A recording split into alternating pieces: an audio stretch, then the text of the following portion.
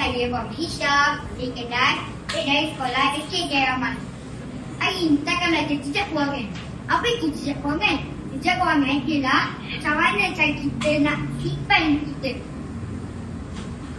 Semalam saya membazar dan saya membeli goreng mutabak dan juga ikan. Dan goreng berharga RM5. Dan mutabak bila berharga RM10. Item ikan berharga RM3.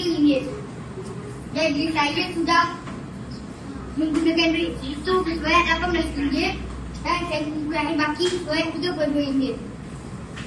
Hari ini saya di bazar sekali dan saya membeli nasi goreng dan juga jus buah naga. Harga nasi goreng ini harga RM5 dan harga jus buah naga ini berharga RM4. Jumlahnya saya sudah menggunakan sebanyak RM9. Jadi jumlah yang saya simpan sebanyak RM23.